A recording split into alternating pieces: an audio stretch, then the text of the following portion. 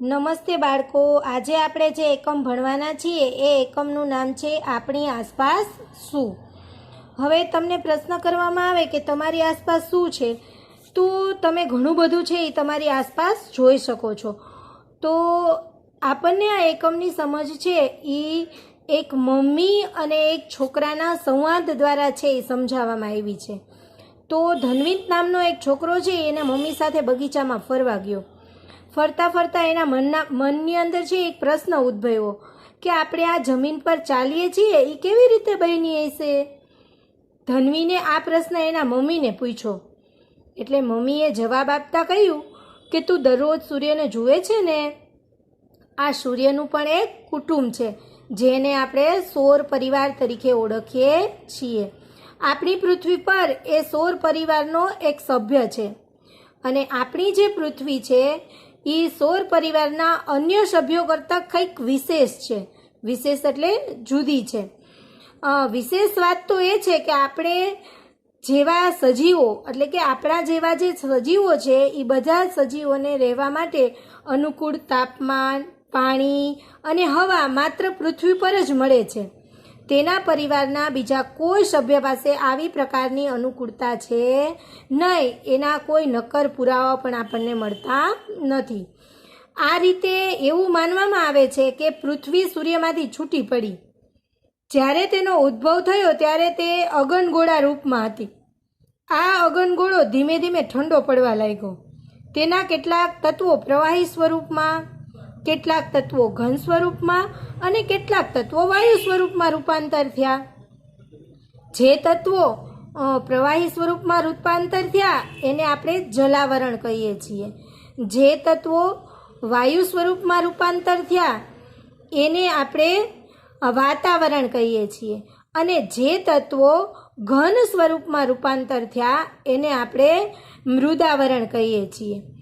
તો માણસને રહેવા માટે જમીન, પીવા માટે પાણી અને શ્વાસ લેવા માટે હવા મળી રહે છે એ એક એવો જ ગ્રહ પૃથ્વી છે કે જેના ઉપર એને આ હવા, પાણી અને ખોરાક મળે છે. સજીવોના વિકાસ માટે ખૂબ જરૂરી એવા આ ત્રણેય તત્વોથી એક નવું તત્વ અસ્તિત્વમાં આવ્યું અને એ સજીવ સૃષ્ટિનો વિકાસ થયો જેને આપણે જીવાવરણ કહીએ છીએ. તમારા પાઠ્યપુસ્તકના પાના નંબર 6 ઉપર તમે જોશો તો તમને એક ચિત્ર બતાવેલું છે. જો હું તમને બતાવું છું, દેખાય છે તમને બધાને ચિત્ર? આ ચિત્રની અંદર છે એ આપણને અલગ અલગ આવરણો આપેલા છે. આવરણનો મતલબ થાય પડ. પૃથ્વી ઉપર આવેલા આવરણો એટલે કે પૃથ્વી ઉપરના પડ. હવે આ પૃથ્વી ઉપરની અલગ અલગ આવરણ છે. જે આવરણો તમને સ્પષ્ટ દેખાય છે, પહેલું કયું છે તો કે વાતાવરણ, બીજું જીવાવરણ, ત્રીજું જલાવરણ અને ચોથું છે મૃદાવરણ. આમ પૃથ્વી ઉપર 4 આવરણો આવેલા છે અને એ ચારે 4 આવરણો છે એની કારણે આપણી પૃથ્વી છે એ કંઈક બીજા ગ્રહો કરતાં વિશેષ છે. તો હવે આપણે છે એ પૃથ્વી ઉપર આવેલા અલગ અલગ આવરણોની છે એની માહિતી છે એ મેળવશું. તો તમને જે દેખાય છે એ મૃદાવરણ છે. પૃથ્વી ઉપર આવેલું આવરણ કે જેના ઉપર આપણે વસવાટ કરીએ છીએ, રહીએ છીએ, તો એ આવરણને આપણે મૃદાવરણ કહીએ છીએ. આ મૃદાવરણ છે એને ઇંગ્લિશની અંદર લેટમોસ્ફિયર કહેવાય. આપણે પૃથ્વીના જે ભાગ ઉપર વસવાટ કરીએ છીએ તે મૃદાવરણ તરીકે આપણે એને ઓળખીએ છીએ. મૃદ એટલે માટી અને આવરણ એટલે પડ. પૃથ્વીનો ઉપરનો પોપડો છે એ માટી અને ખડકો જેવા ઘન પદાર્થોનો બનેલો છે. તેથી આપણે એને ઘનાવરણ પણ કહેશું, એને શિલાવરણ પણ કહી શકશું. પરીક્ષાની અંદર તમને પૂછાય કે શિલાવરણ એટલે શું, ઘનાવરણ એટલે શું કે મૃદાવરણ એટલે શું, તો આ બધાનો જવાબ છે એ એક જ આવશે કે પૃથ્વીના જે ભાગ ઉપર આપણે વસવાટ કરીએ છીએ તે ભાગ મૃદ એટલે માટી અને ખડક કે પથ્થરોનો બનેલો છે અને આ પોપડો છે એ માટી અને ખડકથી બન્યો છે. એટલા માટે આપણે એને ઘનાવરણ કે શિલાવરણ પણ કહીએ છીએ. પૃથ્વી સપાટીની અંદર છે એ લગભગ મૃદાવરણ છે એ 29% જેટલો ભાગ રોકે છે. અને આ પોપડો છે એ લગભગ 64 થી 100 કિમી જેટલી જાડાઈ ધરાવે છે. પણ પૃથ્વીનો આ પોપડો બધી જ જગ્યાએ એક સરખો જોવા નથી મળતો. ઘણી બધી જગ્યાએ છે એ ઊંડો હોય છે, ઘણી જગ્યાએ છે એ અંદર બહાર છે એ સરખો જોવા મળતો નથી. અંદર કે બહાર એક સરખો આકાર પણ ધરાવતો નથી.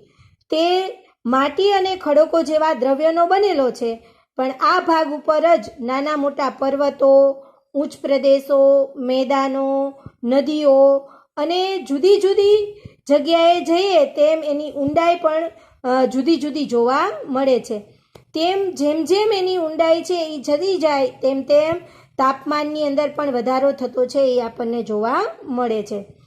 પૃથ્વીના પેટાળમાં રહેલા ખડકોને પીગળેલા રસ, પૃથ્વીની પેટાળની અંદર જે ખડકો છે એનો પીગળેલો રસ હોય એને મેગ્મા કહેવાય, અથવા તો એને ભૂરસ પણ કહેવામાં આવે. પરીક્ષાની અંદર તમને પૂછાય કે ભૂરસ એટલે શું, તો તમે એને જવાબ આપી શકો કે પૃથ્વીના પેટાળમાં રહેલા ખડકો છે એને પીગળવાથી જે રસ છે, પીગળી અને જે રસ બને છે એને મેગ્મા કહેવામાં આવે છે. પૃથ્વીની અંદર કેટલાક વાયુઓ રહેલા હોય છે જે ગરમ થતાં ઉપરની તરફ દબાણ કરી અને બહાર નીકળવાનો પ્રયત્ન કરે, પરંતુ ઉપર આવેલા ખડકોના દબાણને કારણે એટલું જ વધારે હોય કે એ ગરમી અને દબાણ જેવા બળો એકબીજાને સંતુલિત રાખવામાં આવે અને એની મદદને કારણે છે એ આપણી પૃથ્વીનો જે પોપડો છે એ ફાટી જતો નથી અને સંતુલન જળવાઈ રહે છે. ત્યાં પોપડો ફાટવા જતાં જ્વાળામુખી પણ ફાટી નીકળે છે, કે જે જગ્યાએ પૃથ્વીનો પોપડો ફાટે છે એમાંથી છે એ જ્વાળામુખી નીકળે છે. તો હવે છે એ મમ્મી છે એ કહે છે કે બેટા આ મૃદાવરણ આપણને કઈ કઈ રીતે ઉપયોગી થાય છે. તો જો મૃદાવરણ છે એ આપણને ઘણી બધી રીતે ઉપયોગી છે. જો મૃદાવરણ ન હોય તો આપણે ઘર શેના પર બાંધી શકીએ? પીવાનું પાણી કે ખોરાક માટે ખેતી, ઉદ્યોગ ધંધા અથવા તો જે પૃથ્વીના પેટાળમાંથી ખનિજો મળે છે તે ખનિજો, જંગલ સંપત્તિ, આ બધું જ મૃદાવરણ વગર શક્ય છે નહીં. તો ચાલો આજે આપણે મૃદાવરણ વિશેની તો ઘણી બધી વાતો કરી અને એ માટે છે એ તમે બધા મને મૃદાવરણનું ચિત્ર દોરીને બતાવશો. તમે મૃદાવરણનું ચિત્ર કેવી રીતે દોરશો? તો તમે જે ભાગ ઉપર રહ્યો છો એ ભાગને મૃદાવરણ કહેવાય. તો તમારી આજુબાજુ છે એ મૃદાવરણ ઉપર શું શું આવેલું છે? તો આપણે જોયું કે મૃદાવરણ ઉપર ઘર છે, માટી છે, ખેતી કરી શકાય, ઉદ્યોગ ધંધાઓ કરી શકાય, પૃથ્વીના પેટાળમાંથી ખનિજો મેળવી શકાય. તો આવી રીતે આ બધી બાબતને ધ્યાનમાં રાખી અને આપણે છે એ મૃદાવરણનું ચિત્ર તૈયાર કરશું. આગળનો જે ટોપિક છે જલાવરણ, જેને કહેવાય હાઇડ્રોસ્ફિયર. આ હાઇડ્રોસ્ફિયર વિશેની વાત છે એ આપણે બીજા પીરિયડની અંદર અથવા તો બીજા વિડીયોની અંદર જોઈશું.